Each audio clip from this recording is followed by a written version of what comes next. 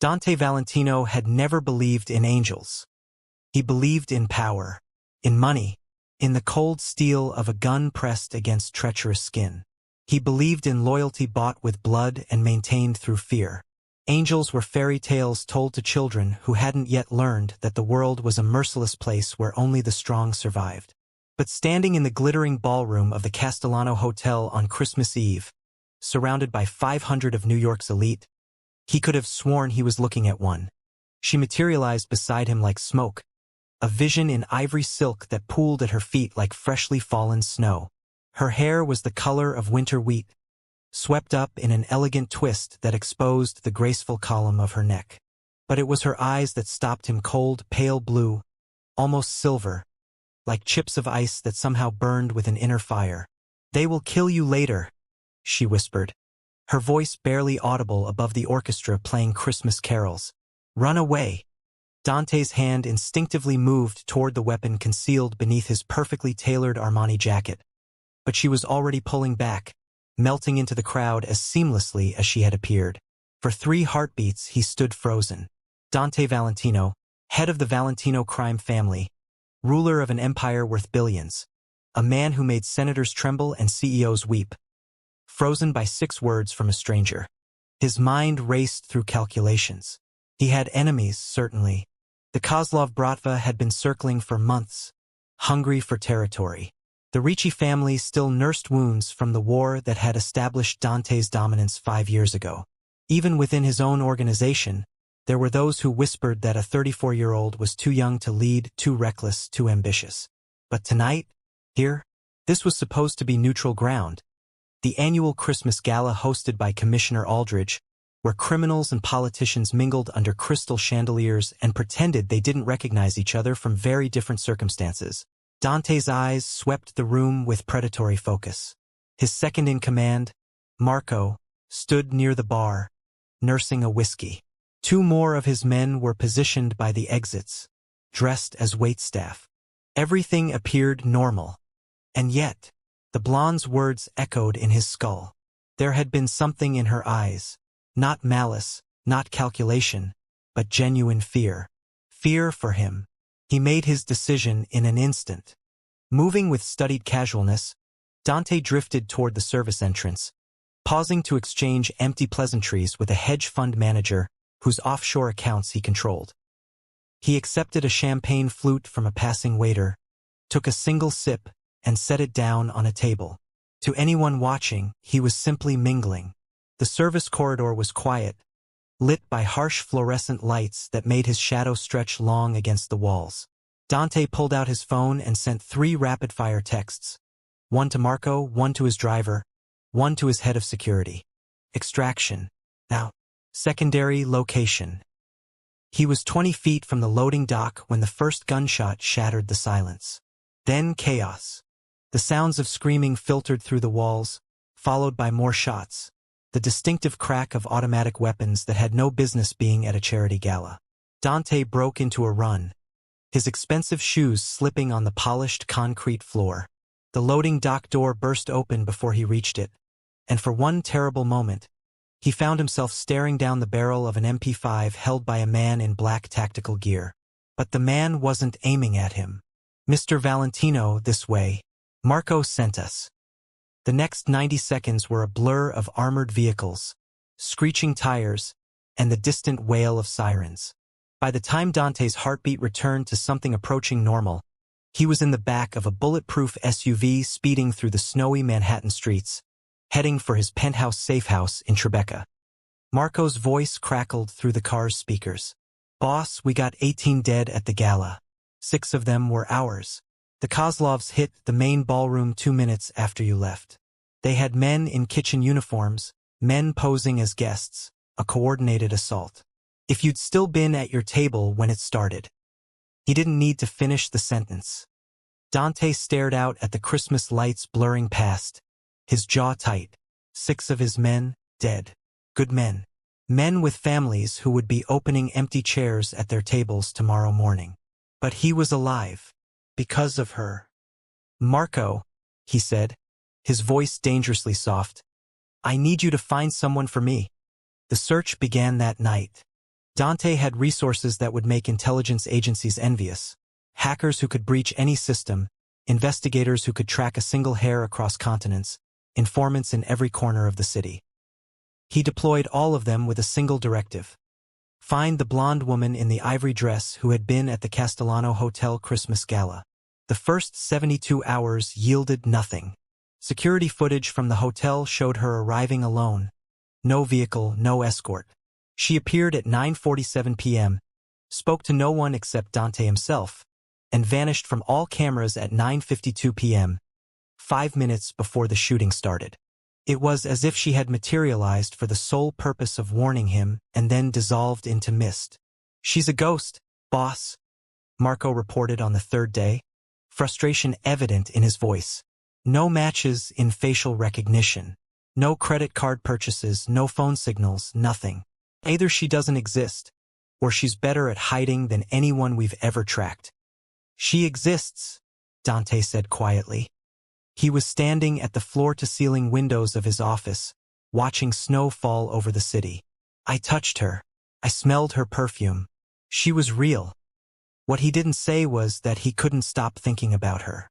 Those pale eyes haunted his dreams, turning his usually restful sleep into restless torture.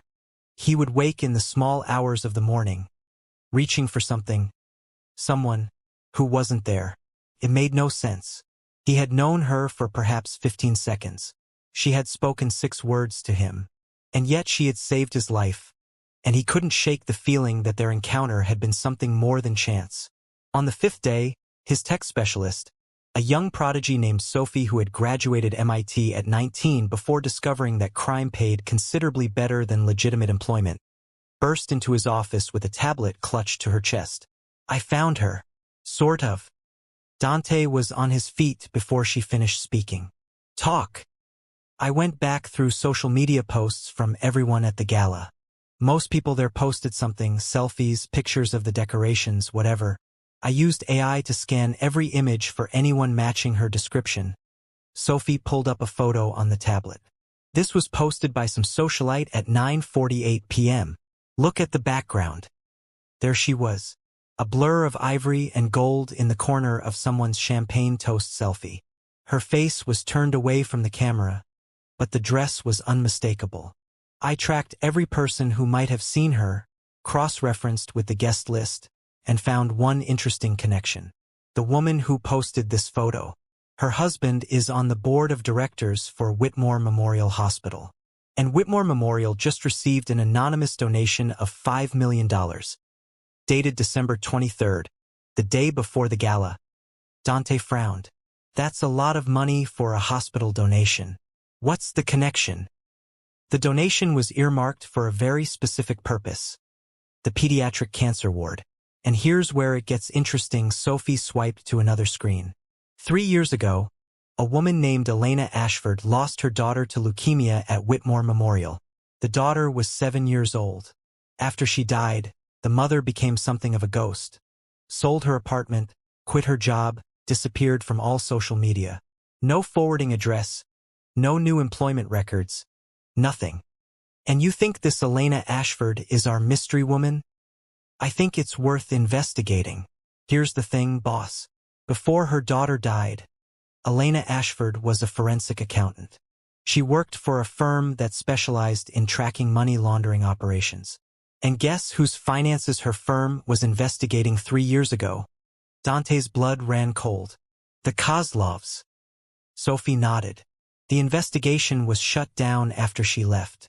But if she kept her files, if she knew something about their operations, she might have known they were planning to hit the gala. Dante's mind was racing. She might have known they were planning to hit me.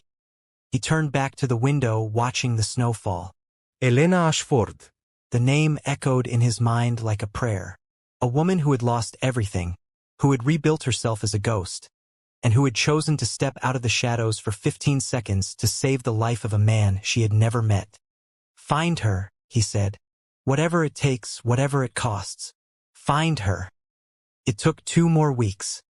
Elena Ashford, as it turned out, was very good at not being found. She lived off-grid, moving between short-term rentals that she paid for in cash. She had no bank accounts, no credit cards, no registered vehicles. She used burner phones that she discarded weekly and covered her tracks with a precision that spoke of either professional training or profound paranoia. But Dante Valentino had not built an empire by accepting failure. The breakthrough came from an unexpected source. One of his informants, a small-time forger who operated out of Brooklyn, reported that someone matching Elena's description had visited his shop 2 months ago. She had needed new identity documents, not for herself but for a friend, a woman escaping an abusive husband. Dante filed that information away. Whatever else Elena Ashford was, she was still helping people, still using her skills for something other than pure self-interest. The forger remembered one more detail. The woman had paid with an antique gold coin. She had apologized, explaining that she didn't carry cash, but the coin was worth far more than his usual fee. The forger had been charmed enough to ask where she got it, and she had smiled sadly and said it was a gift from her grandmother. Antique gold coins. A forensic accountant who dealt in untraceable assets. Dante was beginning to build a picture of a woman who had deliberately dismantled her entire existence and rebuilt it in the shadows. He found her, finally, in a small cabin in the Catskills. It was New Year's Eve when his SUV pulled up to the snow-covered property. The cabin was modest but well-maintained, with smoke curling from the chimney and warm light glowing behind frosted windows. A single set of footprints led from the door to a woodpile near the side of the house. Dante told his driver to wait and stepped out into the bitter cold. The door opened before he could knock. She stood in the doorway, wearing a thick wool sweater and worn jeans, looking nothing like the ethereal vision from the gala. Her hair was down, falling in loose waves around her shoulders, and without makeup, her face was softer, younger than he had remembered. But those eyes were the same, silver blue, guarded, and utterly unsurprised to see him. "You found me faster than I expected," she said. "I thought I had at least another month." Dante didn't know what to say. He had rehearsed this moment 100 times. The questions he would ask, the gratitude he would express, the demands for explanation. But standing here, snow falling around them, all his carefully prepared words evaporated. "You saved my life," he said finally. "I don't know why. I don't know how you knew. But I had to find you." Elena studied him for a long moment. Then she stepped aside, holding the door open. "You might as well come in. It's cold out there. And this is going to be a long conversation." The cabin's interior was spare but comfortable, worn furniture, bookshelves crammed with paperbacks, a fire crackling in a stone hearth. Elena gestured for him to sit on the couch while she moved to the small kitchen. "Coffee? Please." She moved with quiet efficiency, and Dante watched her, trying to reconcile the elegant creature from the gala with this simple woman in a mountain cabin. Both versions seemed equally real, equally her. "You're wondering why I warned you," she said. Her back still turned as she poured coffee into 2 ceramic mugs. "The answer is complicated. I have time." She returned to the living room and handed him a mug before settling into an armchair across from him. The fire cast dancing shadows across her face. 3 years ago, I was investigating the Kozlov Bratva. Money laundering specifically. They were running funds through a network of shell companies and legitimate businesses. My firm was hired by a consortium of banks who suspected their accounts were being used. I got close, too close. I found evidence that connected their operations to several high-ranking government officials. She paused, staring into her coffee. The same week I was preparing to present my findings, my daughter was diagnosed with leukemia. Aggressive, late stage. The doctors gave her 6 months. "Elena," Dante said softly, but she shook her head. "Let me finish." I stepped away from the investigation to be with her. The firm reassigned the case. 6 months later, Lily died. Her voice cracked slightly on her daughter's name, but she steadied herself. After the funeral, I received a visit. 2 men, very polite, very professional. They explained that the Kozlov investigation had been permanently closed, that all evidence had been sealed, and that it would be in my best interest to forget everything I had learned. "They threatened you." Implied, never stated. But I understood. She finally looked up at him, her eyes hard. I also understood something else. The timing. Lily's diagnosis, the exact week I was about to expose their operation. It was too convenient. I started digging on my own, quietly, using skills I'd developed over years in the industry. And I found something. Dante leaned forward. What? Medical records. Lily's oncologist received a substantial anonymous donation to his research foundation 2 weeks before her diagnosis. The donation came through a shell company that I traced back to Kozlov interests. Elena's hands tightened around her mug. I can't prove it. I'll probably never be able to prove it. But I believe they made my daughter sick. I believe they gave her cancer to stop me from destroying them. The silence in the cabin was absolute, broken only by the pop and hiss of the fire. Dante had done terrible things in his life. He had killed men who deserved it and some who perhaps didn't. He had ruined lives and destroyed families in the pursuit of power. But this, the deliberate murder of a child to silence her mother, was an evil beyond anything he could comprehend. The gala, he said finally. How did you know? I never stopped watching them. After Lily died, after I disappeared, I built a network of sources inside their organization. Small people easily overlooked, cleaning staff, delivery drivers, accountants' assistants. I learned everything about their operations, their plans, their targets. She met his eyes. 6 weeks ago, I learned they were planning to assassinate you at the Christmas Gala. A coordinated strike, disguised as a random act of violence. Why warn me? You don't know me. For all you know, I'm worse than they are. A sad smile crossed her face. I know exactly who you are, Dante Valentino. I researched you thoroughly before I decided to act. Yes, you're a criminal. Yes, you've done terrible things. But you also fund 3 orphanages in Brooklyn. You personally pay the medical bills of every employee who gets hurt in your service. When one of your men died last year, you sent his widow $1 million and arranged for his children's college tuition. She set down her coffee and leaned forward, intensity burning in her pale eyes. The Kozlovs are different. They deal in human trafficking, in organ harvesting, in the systematic exploitation of the most vulnerable. They killed my daughter to protect their interests. If I could save someone they wanted dead, if I could frustrate their plans even slightly, then Lily's death would have meaning. And after, Dante asked, you must have known I would look for you. I expected it. I prepared for it. I have contingency plans. She tilted her head, studying him. But I admit, I didn't expect it to feel like this. Like what? She was quiet for a long moment.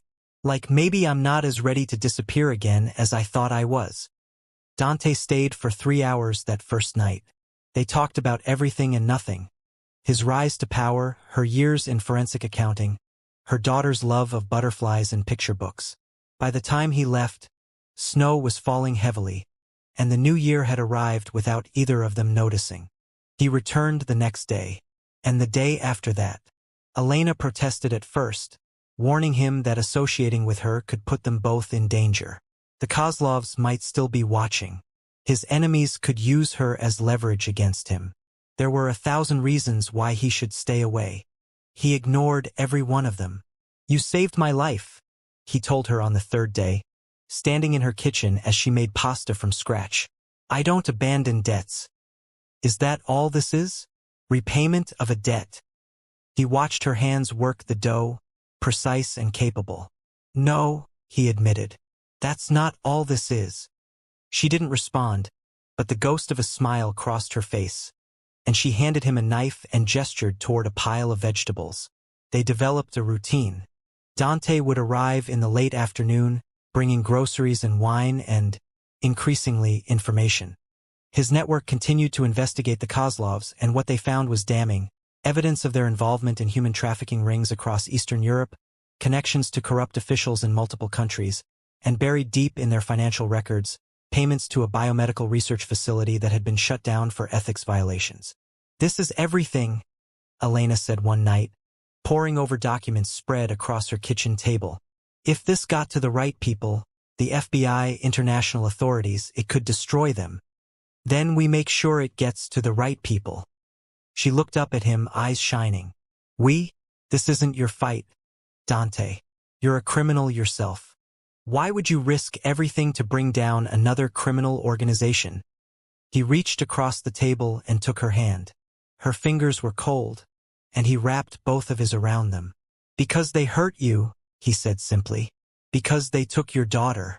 And because every day I spend with you, I become more certain that you are the best thing that has ever happened to me. Elena's breath caught. You don't know me. Not really. I'm broken, Dante. I've spent 3 years learning how to be a ghost. I don't know if I remember how to be a person anymore. Then let me remind you. The first time he kissed her was on a Tuesday in late January. They had spent the day hiking through the snow-covered woods near her cabin, breath fogging in the cold air, discussing strategy for leaking the Kozlov documents. Elena had laughed at something, really laughed, the first genuine joy he had seen from her, and the sound had stopped him in his tracks. What? She asked, still smiling, snowflakes catching in her hair. You're beautiful, he said, and before he could think better of it, before he could calculate risks and consequences and strategic implications, he closed the distance between them and kissed her. She stiffened for a moment, surprised. Then her hands came up to grip his coat, and she was kissing him back, and the rest of the world ceased to exist. When they finally broke apart, her eyes were bright with something that might have been tears. I can't promise you anything, she whispered. I don't know if I can be what you need. I don't know if I can come back from the darkness I've been living in. I'm not asking for promises. He cupped her face in his hands, marveling at the softness of her skin. I'm asking for a chance. Let me show you that life can still be worth living. She closed her eyes, leaning into his touch. You're a mafia boss. I am. You've killed people. I have. I should be terrified of you. Are you? A long pause. Then softly, no. I'm terrified of how safe you make me feel. The next weeks were the happiest of Dante's life. He learned that Elena couldn't cook anything that wasn't Italian because it was all her grandmother had taught her. He learned that she cried every year on Lily's birthday and that she kept a box of her daughter's drawings in a fireproof safe. He learned that she talked in her sleep, usually half-coherent sentences about financial reports and shell companies. She learned that he read poetry in the original Italian, that he had put himself through business school before taking over the family, that he hated the taste of alcohol but kept whiskey in his office because it was expected. She learned that he sent anonymous donations to families who had lost loved ones to organized crime, trying in his own way to balance the scales. They were both broken people, scarred by lives that had demanded too much. But somehow, together, the broken pieces fit. Elena began to trust again. She would reach for his hand without thinking, lean against his shoulder when they watched old movies on her ancient television. The guarded look in her eyes softened, replaced by something warmer, more vulnerable. And Dante began to hope. He had long ago accepted that his life would be violent and lonely, that love was a luxury he couldn't afford. Now, lying beside Elena in her narrow bed, watching moonlight silver her sleeping face, he dared to imagine a different future. But the Kozlovs hadn't forgotten. The attack came on a cold night in February. Dante was in Manhattan, handling a delicate negotiation with a Korean shipping company, when his phone buzzed with an emergency alert from his security team. Unknown vehicles approaching Elena's cabin, 6 men, heavily armed. He was in his helicopter within 3 minutes, but he knew it wouldn't be fast enough. The cabin was 45 minutes away even at maximum speed. By the time he arrived, whatever was going to happen would already be over. For the first time in his adult life, Dante Valentino prayed. What he didn't know was that Elena Ashford had been preparing for this moment for 3 years. The Kozlovs had underestimated her. They saw a grieving mother, a broken woman hiding in the mountains. They didn't see the fortified security system she had installed, the hidden panic room beneath the cabin floor, or the arsenal of weapons she had acquired through her network of contacts.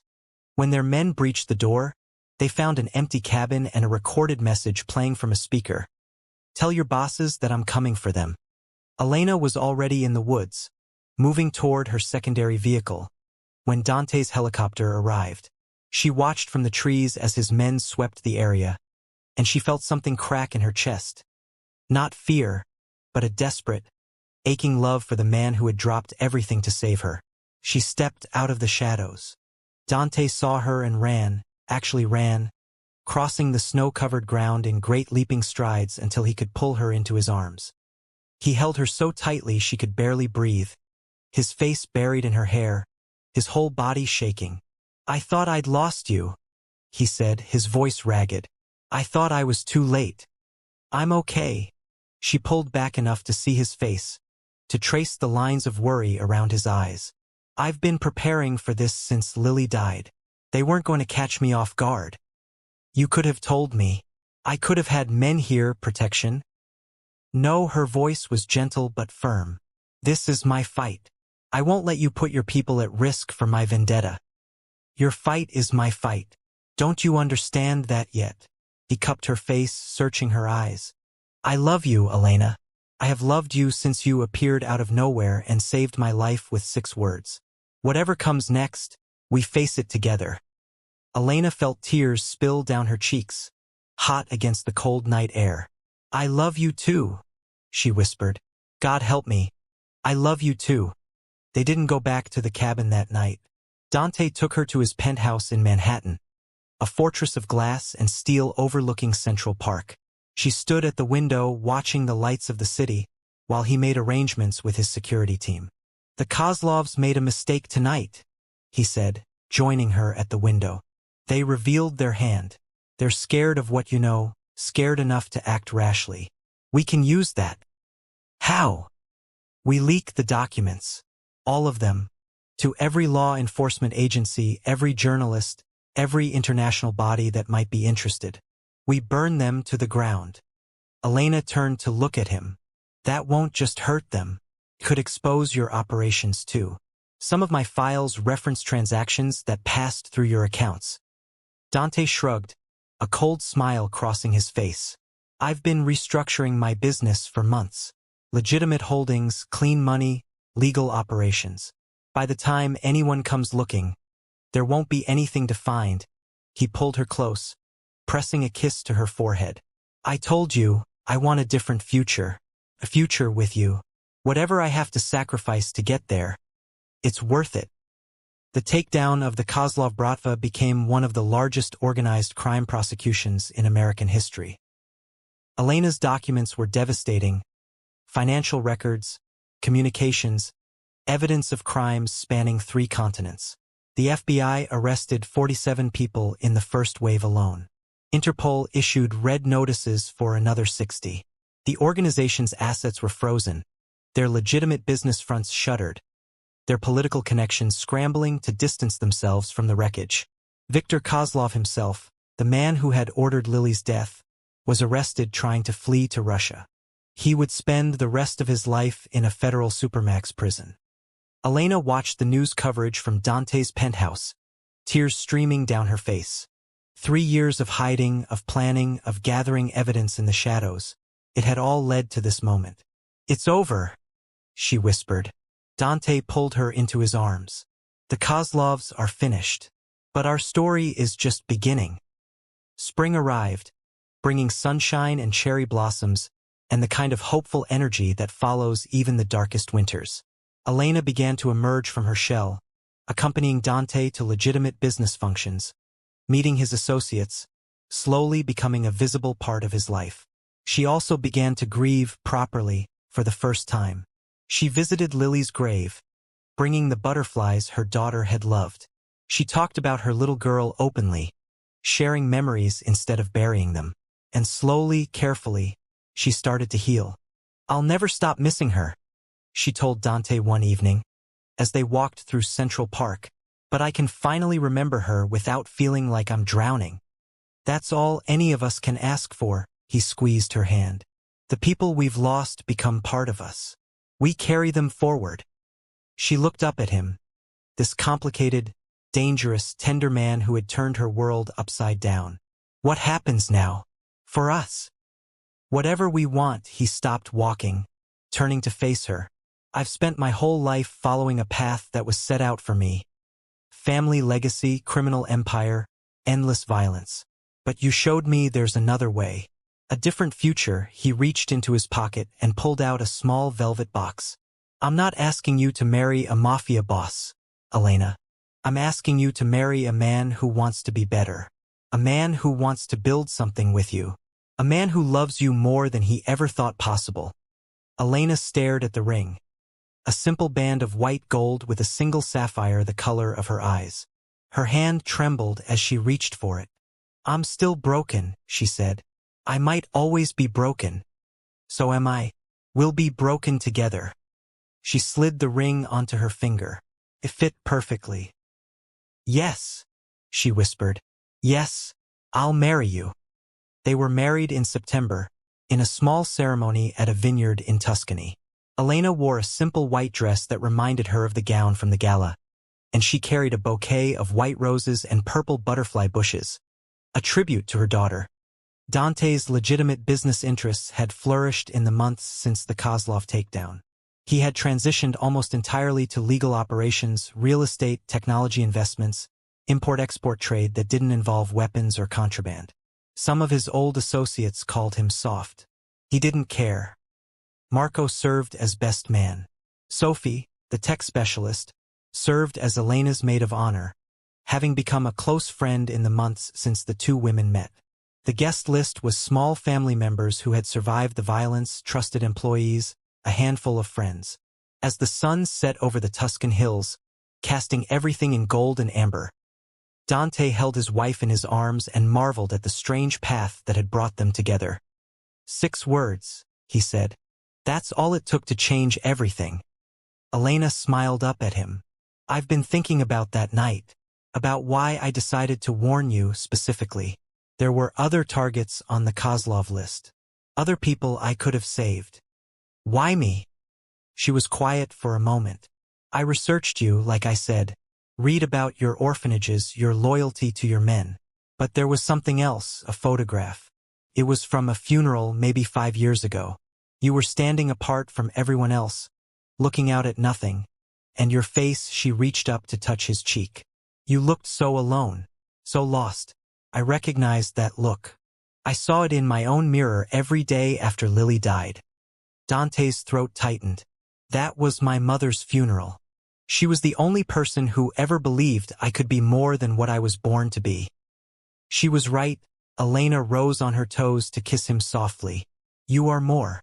So much more. They settled into a life that neither of them had ever imagined. Elena joined Dante's legitimate business as a financial consultant, using her forensic accounting skills to ensure that his operations remained clean. They purchased a townhouse in Manhattan and a cottage in the Catskills. A new one with no memories of darkness. Elena also started a foundation in Lily's name, funding research into childhood cancer and providing support for families dealing with terminal illness. The work gave her purpose, a way to transform her grief into something meaningful. On the first anniversary of their meeting, Dante surprised her with a trip back to the Castellano Hotel. The ballroom had been rebuilt, all evidence of the shooting erased, but standing in the same spot where she had appeared to him like an angel, they both felt the weight of how far they had come. I fell in love with you right here, Dante said. In this room, in that moment, before I even knew your name. You didn't know anything about me. I could have been anyone. I knew enough. I knew that you were brave enough to approach a dangerous man to save his life. I knew that you were terrified, but that you did it anyway. He pulled her close, swaying gently as if they were dancing to music only they could hear.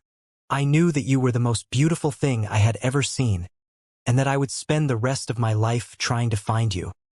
Elena rested her head against his chest, listening to the steady beat of his heart. Do you ever regret it? Leaving the life you had? Never. Not for a single moment. He tilted her chin up so she was looking at him. That life was death, slow and cold and empty. This life with you is the first time I've ever really lived.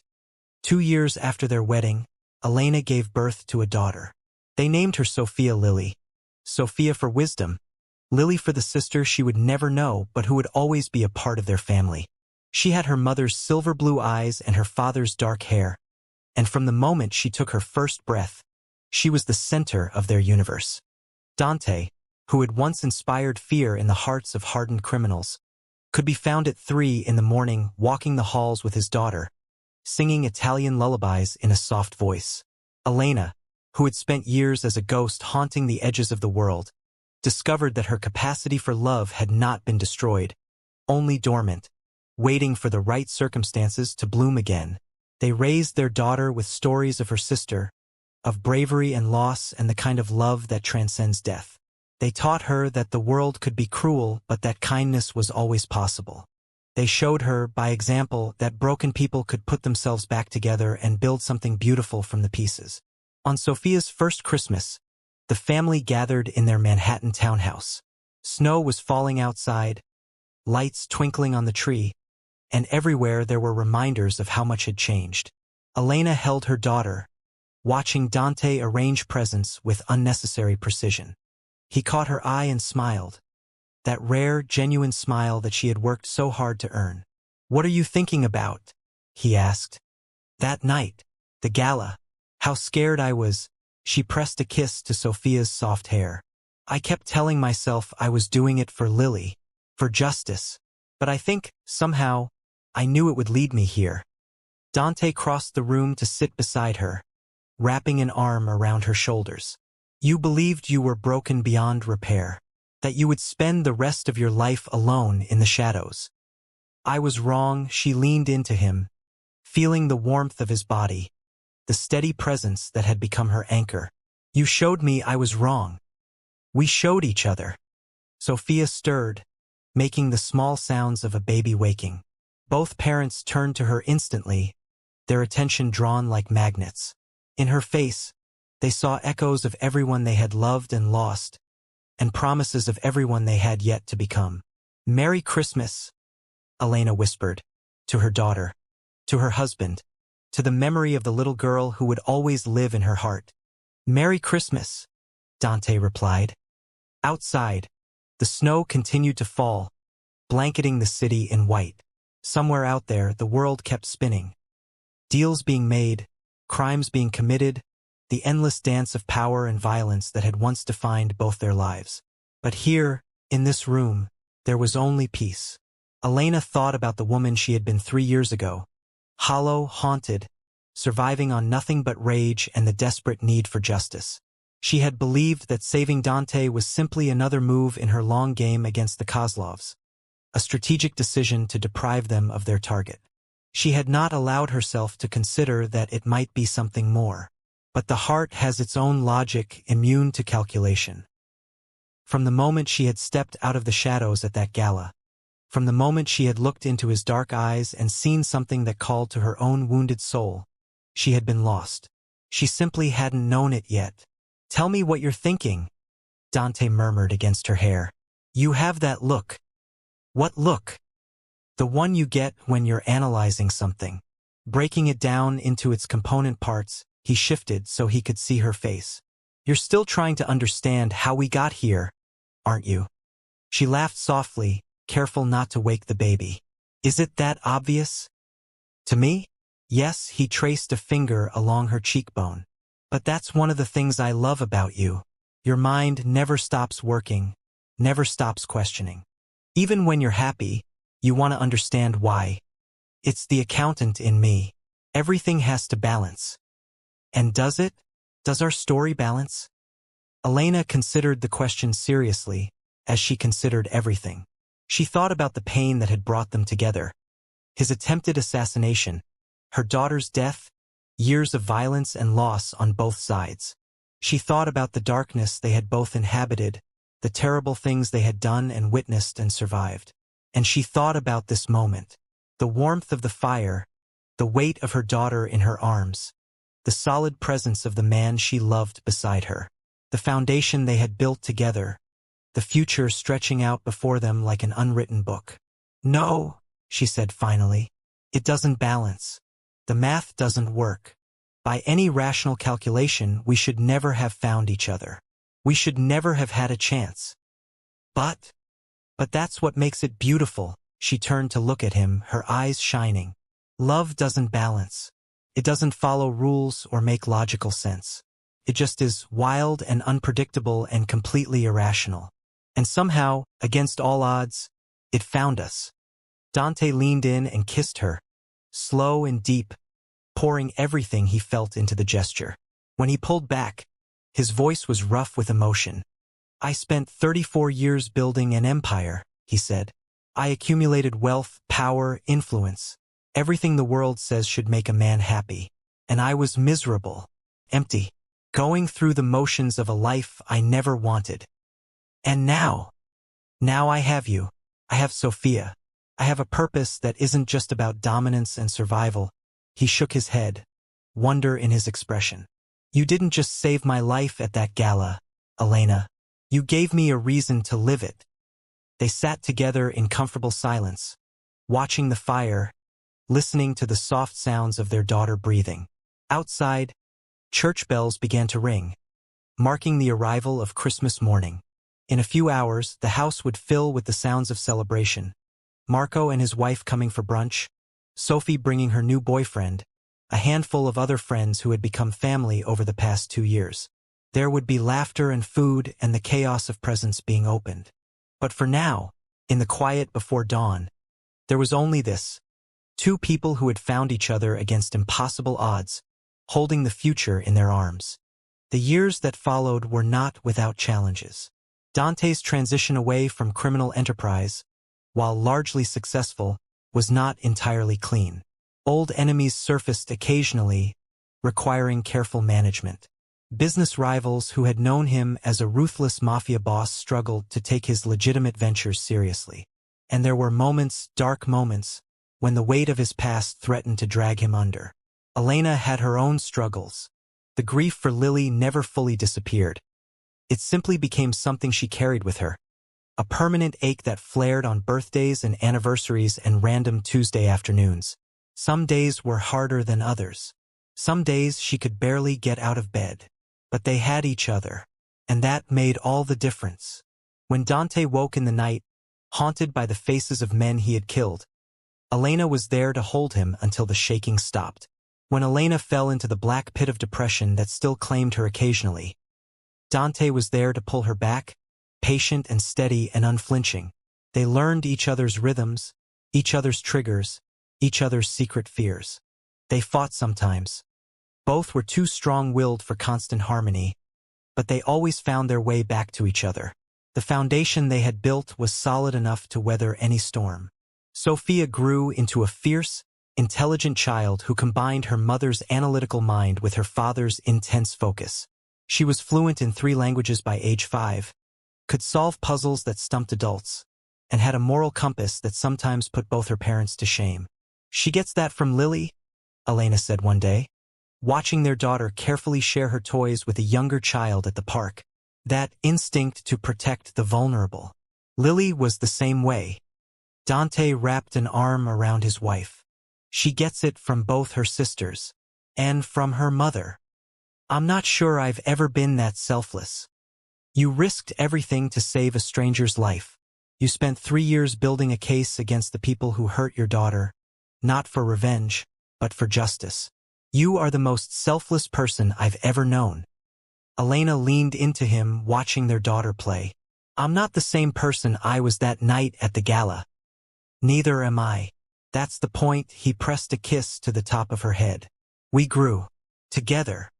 When Sophia was 7, the same age Lily had been when she died, Elena found herself paralyzed with fear. Every cough, every fever, every minor complaint sent her spiraling into panic. She became obsessive about doctor's appointments, about nutrition, about protecting her daughter from every possible harm. It was Sophia herself who finally broke through. "Mama," the little girl said one night, climbing into bed beside Elena with the serious expression she had inherited from both parents. "You're scared all the time. Why?" Elena's breath caught. She had tried so hard to hide her anxiety, to protect her daughter from the shadow of the sister she had never met. But children see everything, especially the things adults try to conceal. "I lost someone I loved very much," Elena said carefully. "A little girl like you.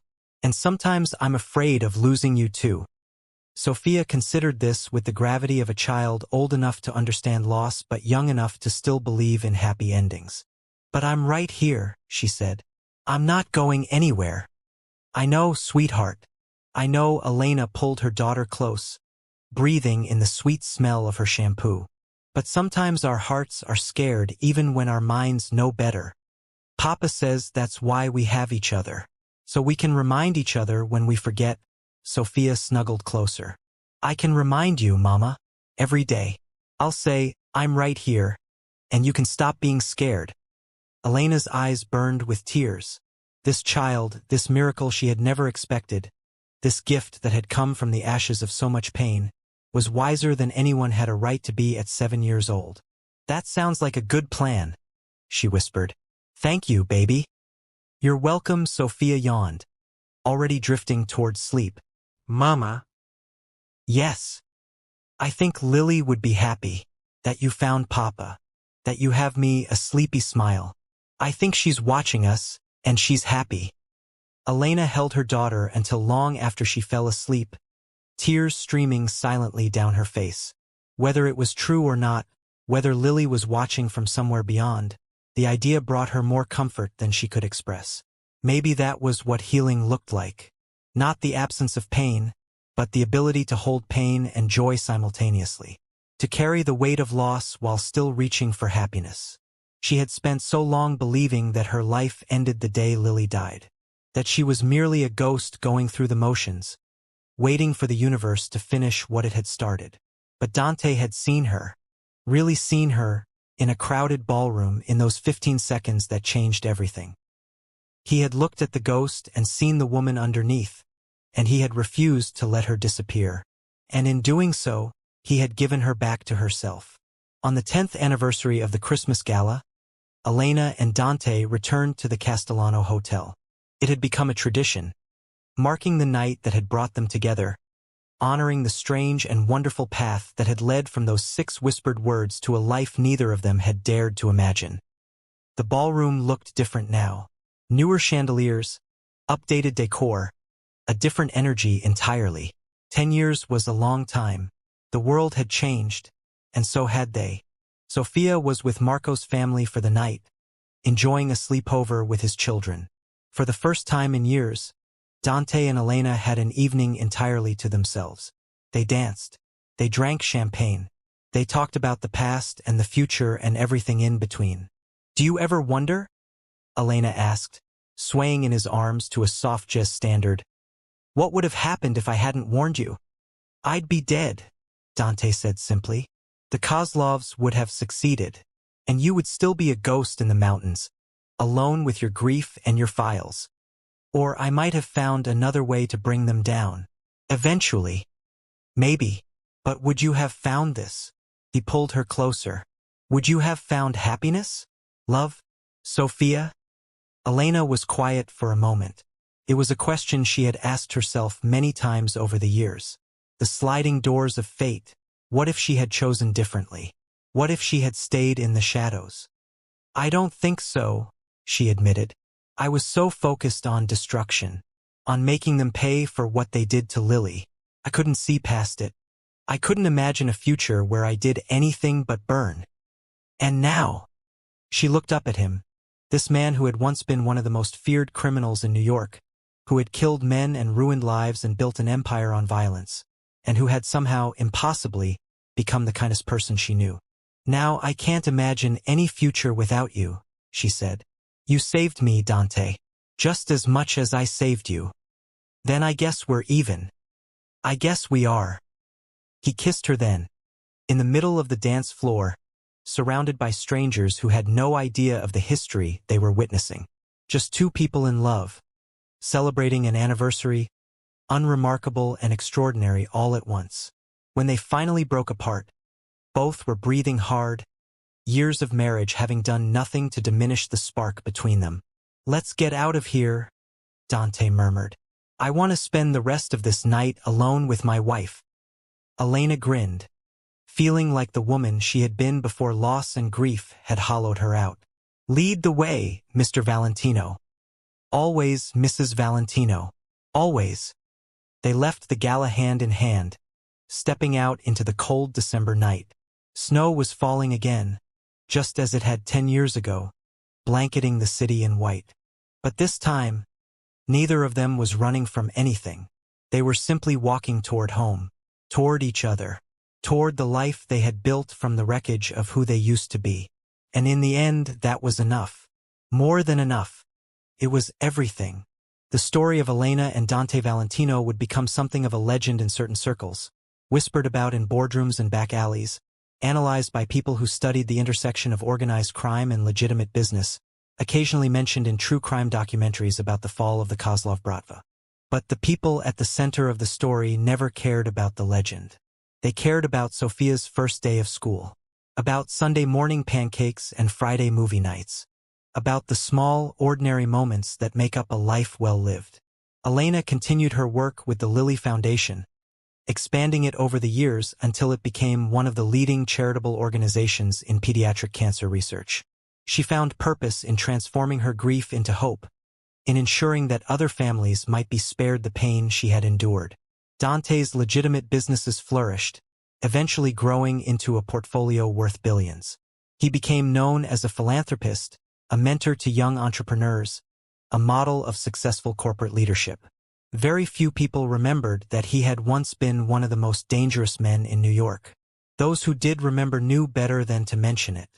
Together, they raised their daughter to be strong and compassionate, to question authority and stand up for the vulnerable, to love fiercely and forgive generously. Sophia grew into a young woman who combined the best of both her parents, her mother's brilliant analytical mind, her father's intense focus and loyalty, and something all her own, a joyful spirit that seemed determined to find light in even the darkest corners. She knew the full story of how her parents met. She knew about Lily, about the Kozlovs, about the violence and loss that had preceded her birth. And she carried that knowledge not as a burden, but as a gift, proof that even the most broken people could find their way back to wholeness. On the 20th anniversary of the Christmas Gala, the entire family gathered at their Catskills home. Marco was there with his grandchildren, Sophie with her wife and adopted sons, a collection of friends and loved ones who had become family over 2 decades of shared history. Elena stood at the window watching snow fall over the mountains, when Sophia came to stand beside her. "Mom, you okay?" More than okay, Elena wrapped an arm around her daughter, marveling as she always did at the young woman she had become. Just remembering. The gala, everything, the person I was before, the person I am now. She turned to look at her daughter.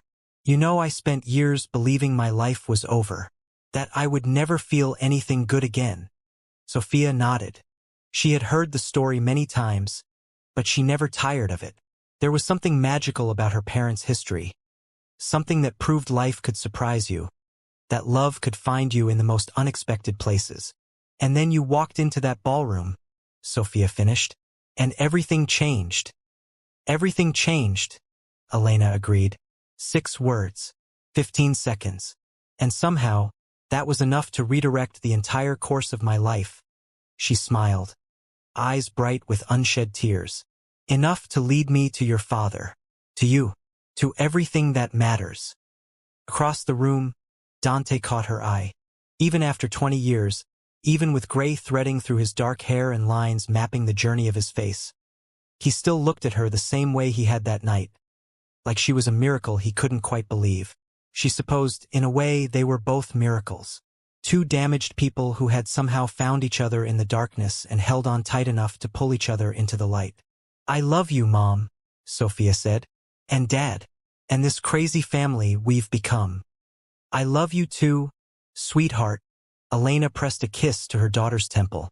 "More than you'll ever know." Later that night, after the guests had gone home and the house was quiet, Elena and Dante sat together by the fire. It was their tradition, these moments of stillness, of connection, of remembering where they had been and marveling at where they had arrived. 20 years, Dante said, his voice soft with wonder. "It doesn't seem possible." "It really doesn't." Elena leaned her head against his shoulder. "I keep expecting to wake up and find out it was all a dream, that I'm still in that cabin, still alone, still running." "You're not running anymore," No, she turned to look at him. This man who had become her whole world. I found something worth standing still for. He kissed her then, soft and sweet, full of all the love they had built together over 2 decades. When he pulled back, his eyes were suspiciously bright. "Thank you," he whispered. "For what?" "For warning me. For taking a chance on a stranger.